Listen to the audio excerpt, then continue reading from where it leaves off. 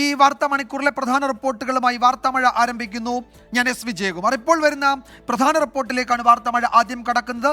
മുഖ്യമന്ത്രിയുടെ political secretary P ശശിക്കെതിരെ നൽകിയ പരാതി പുറത്തുവിട്ട് PV അൻവർ MLA.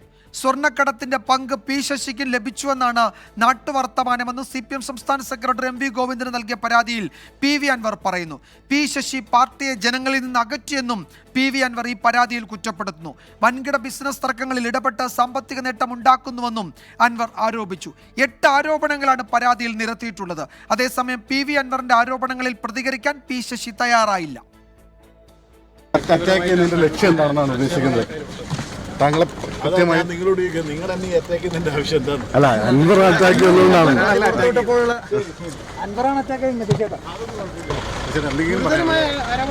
എത്ര ഗുരുതരമായാലും പാർട്ടിയും മുഖ്യമന്ത്രിയും പറഞ്ഞതിന് അപ്പുറത്ത് എനിക്കൊന്നും പറയാനില്ല. പോരെ, താങ്കളെ എങ്ങനെ പ്ലാൻ ചെയ്യുന്നതിന്റെ കാരണം ശശികണ്ഠനെതിരെ ഗൂഢാലോചന നടക്കുന്നുണ്ടോ? മുഖ്യമന്ത്രി പറയുന്ന ഗൂഢാലോചന ഉണ്ട്, എല്ലാവരും പറയുന്നുണ്ട്. ശശികണ്ഠനെതിരെ ഒരു ഗൂഢാലോചന നടക്കുന്നുണ്ടോ? പാർട്ടിയും മുഖ്യമന്ത്രിയും പറഞ്ഞതാണ് എനിക്ക് പറയാനുള്ളത്. ശരി, ഞാൻ പോട്ടെ.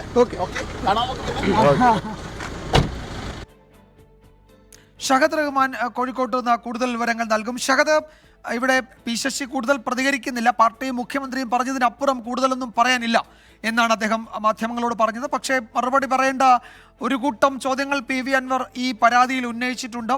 8 ആരോപണങ്ങൾ എന്ന് വേണമെങ്കിൽ പറയാം. ആ പരാതിയിൽ അക്കമിട്ട് അൻവർ നിരത്തുകയും ചെയ്തിട്ടുണ്ട്. അതിൽ സാമ്പത്തിക നേട്ടം, പാർട്ടിയെ ജനങ്ങളിൽ നിന്ന് അകറ്റുന്നു, അങ്ങനെ ഗുരുതരമായ പരാമർശങ്ങളുണ്ട്. എന്തൊക്കെയാണ് അൻവർ ചൂണ്ടിക്കാട്ടുന്നത്? അതിൽ ഒരുപക്ഷെ കൂടുതൽ പ്രതികരണം സർക്കാർ, പാർട്ടി, സംസ്ഥാന നേതൃത്വത്തിൽ നിന്ന് അടുത്ത മണിക്കൂറുകളിൽ ഉണ്ടായേക്കുമോ പരാതിയുടെ വിവരം പുറത്തു വന്ന സാഹചര്യത്തിൽ? അത്തരത്തിൽ ഒരു കാര്യം നമ്മൾ പ്രതീക്ഷിക്കുന്നുണ്ട്. പ്രത്യേകിച്ച് നമുക്കറിയാം PV അൻവർ ഈ പി ശശിക്കെതിരെ ആദ്യഘട്ടത്തിൽ ഈ മുഖ്യമന്ത്രിക്ക് നൽകിയ പരാതിയിൽ ഈ പി ശശിക്കെതിരെ ആ പരാതി ഉന്നയിച്ചിട്ടുണ്ടായിരുന്നില്ല. അതോടൊപ്പം തന്നെ പാർട്ടിക്കും പരാതി നൽകിയിട്ടുണ്ടായിരുന്നില്ല. മറിച്ച് മാധ്യമങ്ങളിൽ തുടർച്ചയായി പി ശശിക്കെതിരെ ആരോപണങ്ങൾ ഉന്നയിക്കുകയാണ് ചെയ്തിട്ടുണ്ടായിരുന്നത്. എന്നാൽ പിന്നീട് LDF കൺവീനർ തന്നെ ഈ PV അൻവർ MLA തള്ളി പറയുന്ന ഒരു സാഹചര്യം ഉണ്ടായിരുന്നു. കാരണം പി ശശിക്കെതിരെ PV അൻവർ സർക്കാർ അതുപോലെ തന്നെ പാർട്ടിക്കോ യാതൊരു വിധത്തിലുള്ള പരാതിയും നൽകിയിട്ടില്ല. അത് MV ഗോവിന്ദ മാസ്റ്ററും അത് പറഞ്ഞിട്ടുണ്ടായിരുന്നു. ആ ഒരു പശ്ചാത്തലത്തിലാണ് PV അൻവർ MLA മുഖ്യമന്ത്രിക്കും അതുപോലെ തന്നെ പാർട്ടിക്കും പി ശശിക്കെതിരെ പരാതി നൽകിയിട്ടുണ്ടായിരുന്നത്. എന്നാൽ അതിന്റെ കോപ്പിയോ അതിന്റെ വിശദാംശങ്ങളോ ഇതുവരെ പുറത്ത് വന്നിട്ടുണ്ടായിരുന്നില്ല.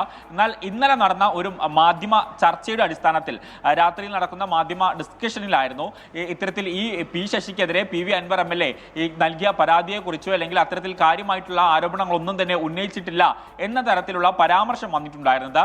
അതിനു പുറകെയാണ് ഇപ്പോൾ ഈ PV അൻവർ MLA പി ശശിക്കെതിരെ സർക്കാരിന്, അതായത് മുഖ്യമന്ത്രിക്ക് നൽകിയ പരാതിയുടെ പകർപ്പ് അല്ലെങ്കിൽ അതിന്റെ വിശദാംശങ്ങൾ ഇപ്പോൾ പുറത്തുവിട്ടിരിക്കുന്നത്.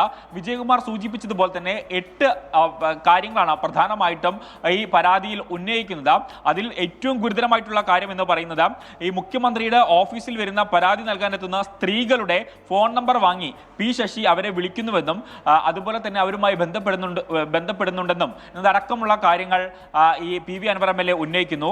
അതുപോലെ തന്നെ ഈ സ്വർണ്ണക്കടത്തിന്റെ പങ്ക് പി ശശിക്ക് ലഭിച്ചിട്ടുണ്ട് എന്നുള്ളതാണ് വർത്തമാനമെന്നും ഈ സുജിത് ദാസിനെ 3 വർഷത്തോളമാണ് മലപ്പുറത്ത് SP ആയി തുടർന്നതെന്നും അതുകൊണ്ട് തന്നെ അവിടെ പോലീസിന്റെ നേതൃത്വത്തിലായിരുന്നു ഇത്തരത്തിലുള്ള പരിശോധനകൾ, ഈ സ്വർണ്ണ പിടിക്കുന്നതുമായി ബന്ധപ്പെട്ടുള്ള പരിശോധനകളൊക്കെ തന്നെ നടന്നിട്ടുണ്ടായിരുന്നതെന്നും അതിൽ കൃത്യമായിട്ടുള്ള പങ്ക് പി ശശിക്ക് ഉണ്ടായിരുന്നു എന്നതടക്കമുള്ള കാര്യങ്ങൾ ചൂണ്ടിക്കാണിച്ചുകൊണ്ടാണ് ഈ പരാതി തുടങ്ങുന്നത്.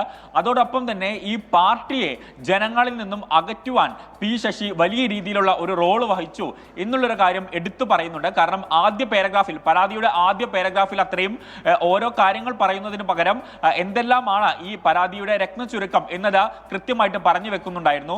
അതിൽ പ്രധാനപ്പെട്ട ഒരു കാര്യമായിരുന്നു ഈ മലപ്പുറത്തെ SP സുജിത് ദാസിന്റെ പേരെടുത്തു പറഞ്ഞുകൊണ്ട് ഈ ജനങ്ങളെ ഈ പാർട്ടിയിൽ നിന്ന് അകറ്റാൻ പി ശശി വഹിക്കുന്ന പങ്ക് ഉൾപ്പെടെയുള്ള കാര്യങ്ങൾ അക്കമിട്ട നിരത്തിക്കൊണ്ട് ഈ PV അൻവർ MLA പറയുന്നത്. അതുപോലെ തന്നെ സാമ്പത്തിക തർക്കങ്ങളിൽ മധ്യസ്ഥം വഹിക്കുന്ന ഒരു റോളാണ് പി ശശി വഹിക്കുന്നത്.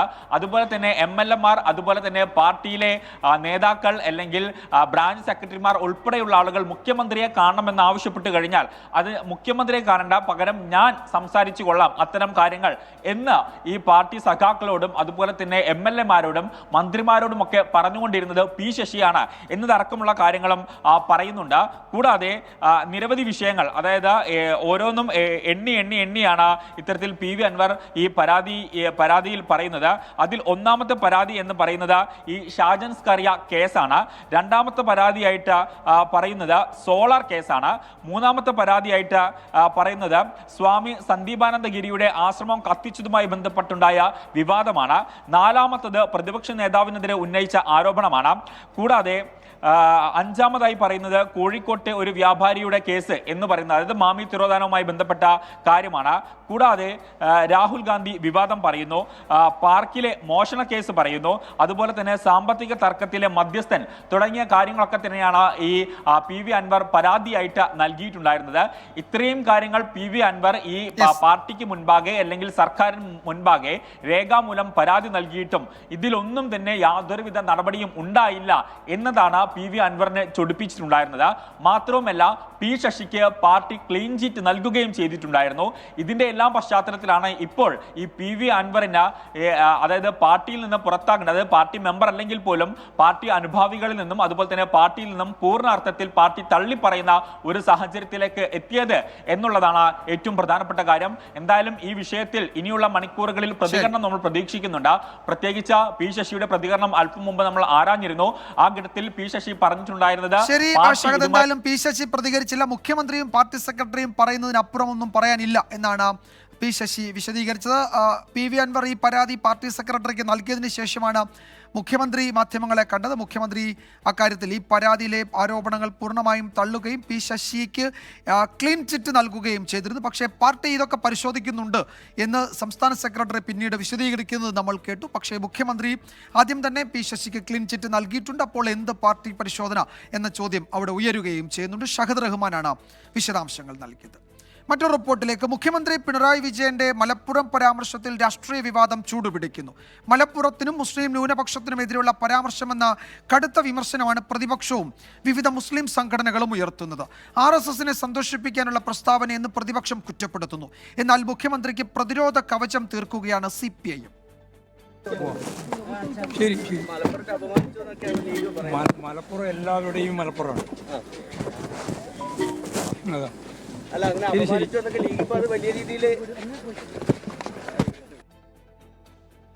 മുഖ്യമന്ത്രി മലപ്പുറത്തെ അവഹേളിച്ചിട്ടില്ല എന്നും നടക്കുന്നത് പൊളിറ്റിക്കൽ അജണ്ടയുടെ ഭാഗമായുള്ള വിവാദമെന്നും മന്ത്രി PM മുഹമ്മദ് റിയാസ് വ്യക്തമാക്കി. ഇനിയിപ്പോൾ ഹിന്ദുവിൽ അച്ചടിച്ച് വന്ന കാര്യങ്ങൾ എടുത്ത് പരിശോധിച്ചാലും ഒരു തരത്തിലും ഏതെങ്കിലും ഒരു പ്രദേശത്തിനെ മോശമാക്കുന്ന ഒരു നിലപാട് കൈക്കൊണ്ടിട്ടില്ല. നമുക്ക് വളരെ വ്യക്തമായി കാര്യങ്ങൾ മനസ്സിലാക്കാൻ വേണ്ടി പറ്റും. ഇതൊരു പൊളിറ്റിക്കൽ അജണ്ടയുടെ ഭാഗമാണ്. ഇനിയും അധികാരത്തിലെത്തിയിട്ടില്ലെങ്കിൽ സംഗതി പോക്കാണ്. വെട്ടിപ്പും തട്ടിപ്പും നടത്തി മുന്നോട്ട് പോകാതെ UDFന് ഒരടി മുന്നോട്ട് പോകാൻ വേണ്ടി പറ്റില്ല.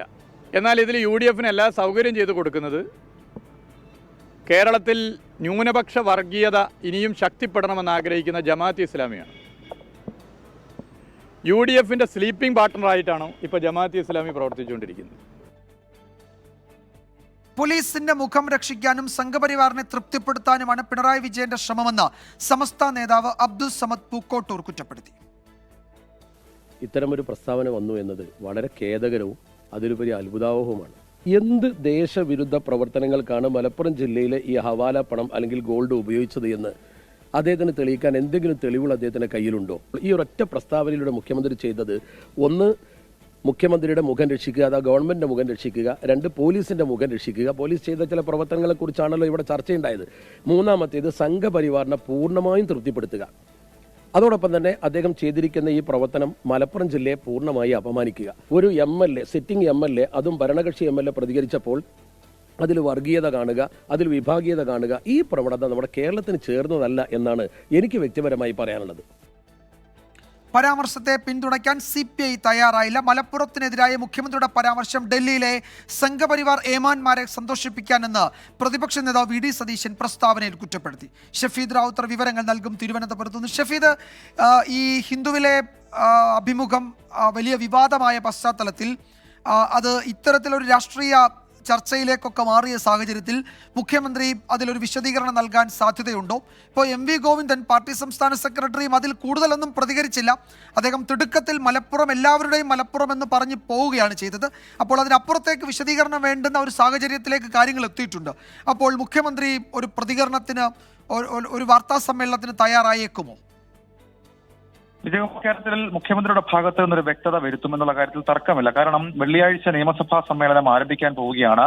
മുഖ്യമന്ത്രിയുടെ മലപ്പുറം പരാമർശവും തുടർന്നുണ്ടായിരിക്കുന്ന ഈ വിവാദവും അത് സ്വാഭാവികമായും നിയമസഭാ തലത്തിൽ എത്തുമെന്നുള്ള കാര്യത്തിൽ തർക്കവുമില്ല. ഇക്കാര്യത്തിൽ CPM-ന്റെ സംസ്ഥാന സെക്രട്ടറി MV ഗോവിന്ദന്റെ പ്രതികരണം അതൊരൊറ്റ വാക്കിൽ ഒതുക്കുന്നതായിരുന്നു. മലപ്പുറം അത് എല്ലാവരുടെയും ആണെന്നുള്ള ഒറ്റ പ്രതികരണം മാത്രമായിരുന്നു അദ്ദേഹം നടത്തിയത്. മറ്റ് CPM നേതാക്കളാകട്ടെ ഇക്കാര്യത്തെ പ്രതിരോധിച്ച് രംഗത്തെത്തിയതിൽ അവർ പറയുന്ന ഏറ്റവും പ്രധാനപ്പെട്ട കാര്യം ന്യൂനപക്ഷ സമുദായങ്ങൾക്കിടയിൽ വലിയ പിന്തുണയുള്ള മുഖ്യമന്ത്രിയുടെ ആ പിന്തുണ തകർക്കാനുള്ള സ്ഥാപിത താല്പര്യക്കാരുടെ നീക്കം എന്നുള്ളത് മാത്രമാണ്. അതേസമയം CPI ഈ വിഷയത്തിൽ അവരുടെ പിന്തുണ മുഖ്യമന്ത്രിക്കില്ല എന്നാണ് നമ്മൾ മനസ്സിലാക്കുന്നത്. കാരണം ഇന്ന് മന്ത്രി K രാജൻ പ്രതികരിച്ചപ്പോൾ അദ്ദേഹം പറഞ്ഞത് ഇക്കാര്യത്തിൽ മുഖ്യമന്ത്രി വ്യക്തത വരുത്തണം എന്നുള്ളതാണ്. അങ്ങനെ CPM-നെ സംബന്ധിച്ച് അവർ പൂർണ്ണാർത്ഥത്തിൽ പ്രതിരോധത്തിലാകുന്ന ഒരു സാഹചര്യം ഈ വിഷയത്തിലുണ്ട്.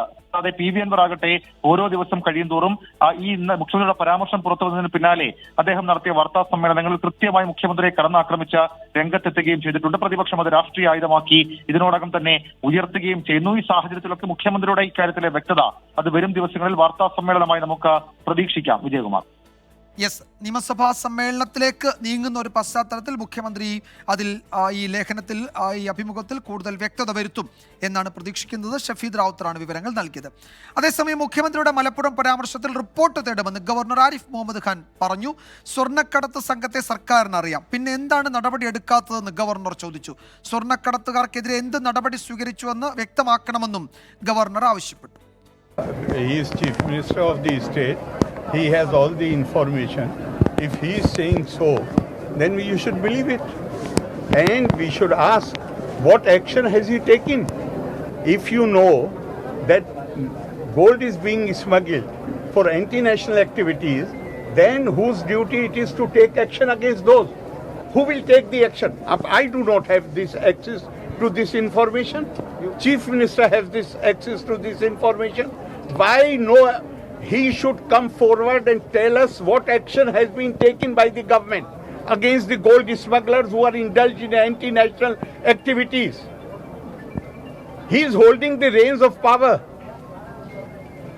PV അൻവർ MLA-യുടെ ആരോപണങ്ങളുടെ പശ്ചാത്തലത്തിൽ ഇന്ന് നിലമ്പൂരിൽ നടത്താനിരുന്ന KM ഷാജിയുടെ വിശദീകരണ യോഗം റദ്ദാക്കിയതിൽ മുസ്ലിം ലീഗിനുള്ളിൽ വിവാദം. നേതൃത്വം ഇടപെട്ട് അനുമതി നിഷേധിച്ചതോടെ മുസ്ലിം ലീഗിന്റെ നിലമ്പൂർ മണ്ഡലം കമ്മിറ്റി പരിപാടിയിൽ നിന്ന് പിന്മാറുകയായിരുന്നു.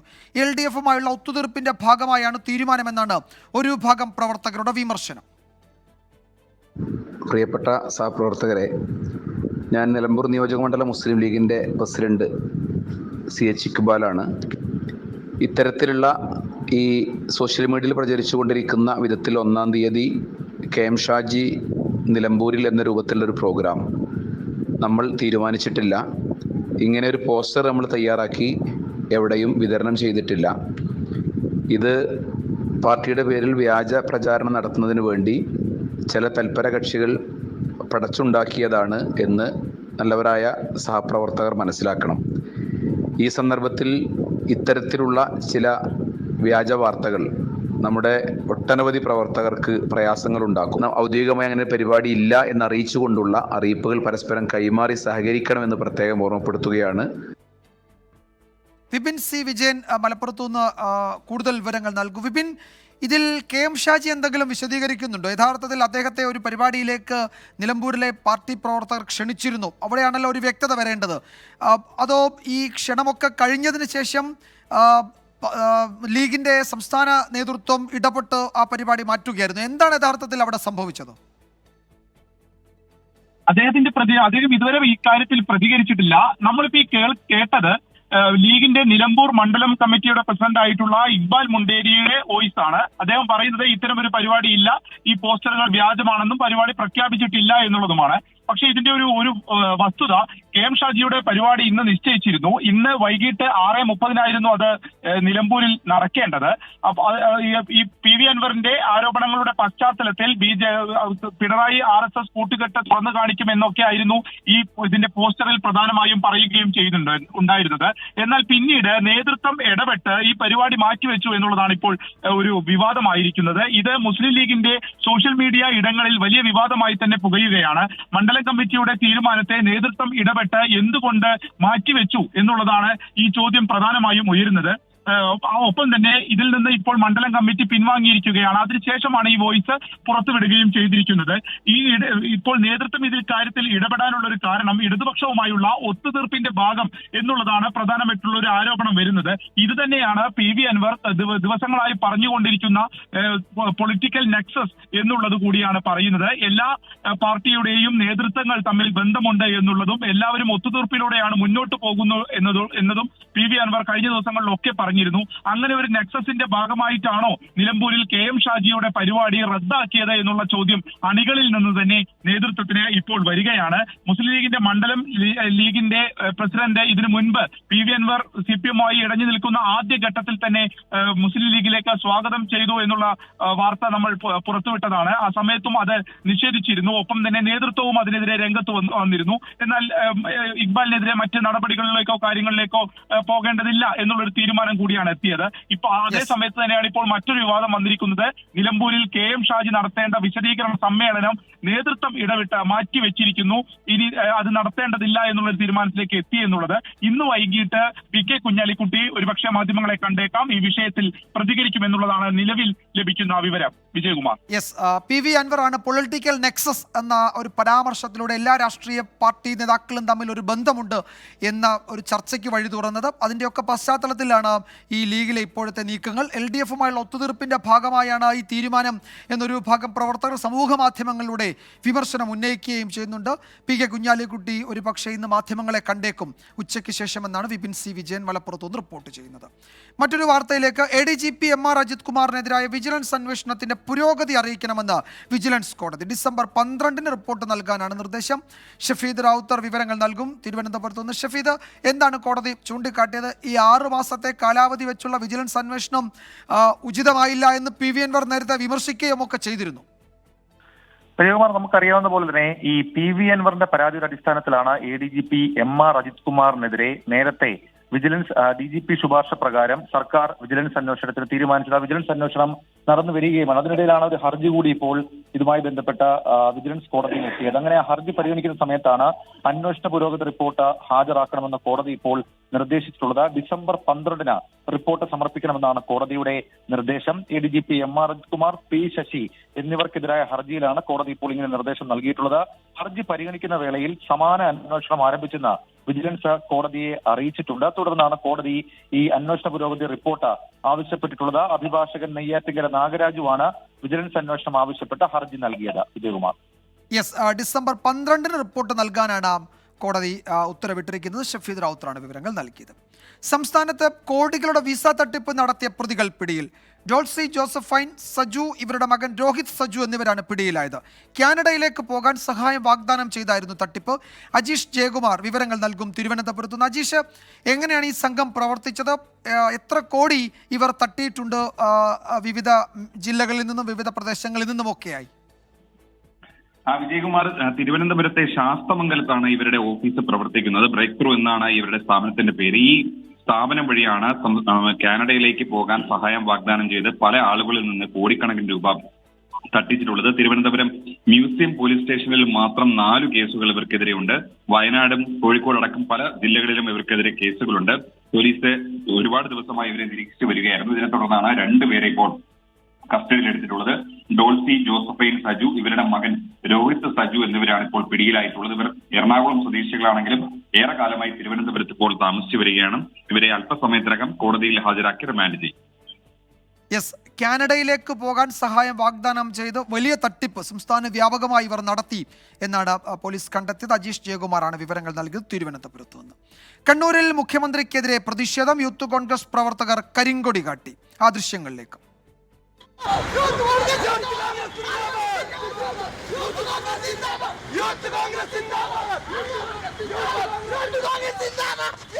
സജോ ദേവസ്യ വിവരങ്ങൾ നൽകും. സജോ, എന്താണ് അവിടെ സംഭവിച്ചത്? മുഴുവൻ പ്രവർത്തകരെയും അറസ്റ്റ് ചെയ്തോ? കൂടുതൽ വിവരങ്ങൾ. വിജയകുമാർ, മുഖ്യമന്ത്രി പിണറായി വിജയൻ ധർമ്മശാലയിലെ കെൽട്രോണിലെ പരിപാടിക്ക് ശേഷം കോടിയേരിയുടെ വീട്ടിലേക്ക് പോകും വഴിയായിരുന്നു യൂത്ത് കോൺഗ്രസ് പ്രവർത്തകർ അപ്രതീക്ഷിതമായി മുഖ്യമന്ത്രിയുടെ വാഹന വ്യൂഹത്തിന് നേരെ പാഞ്ഞെടുത്ത് കരിങ്കൊടി വീശി പ്രതിഷേധിച്ചത്. ദേശീയ മാധ്യമത്തിന് നൽകിയ അഭിമുഖത്തിൽ മുഖ്യമന്ത്രി മലപ്പുറത്തെ ജനങ്ങളെ അധിക്ഷേപിച്ചു എന്നാരോപിച്ചുകൊണ്ടായിരുന്നു യൂത്ത് കോൺഗ്രസിന്റെ പ്രതിഷേധം. യെസ്, യൂത്ത് കോൺഗ്രസ് പ്രവർത്തകർ കരിങ്കൊടി കാണിച്ചു. PV അൻവറിന്റെ ആരോപണങ്ങൾക്ക് മുഖ്യമന്ത്രി മറുപടി പറയണം എന്നതടക്കമുള്ള ആവശ്യങ്ങൾ ഉന്നയിച്ചായിരുന്നു കണ്ണൂരിലെ പ്രതിഷേധം. പ്രവർത്തകരെ അറസ്റ്റ് ചെയ്തു നീക്കി. സജോ ദേവസ്യാണ് വിവരങ്ങൾ നൽകിയത്. റിപ്പോർട്ടോടെ വാർത്താമഴി അവസാനിക്കുന്നു.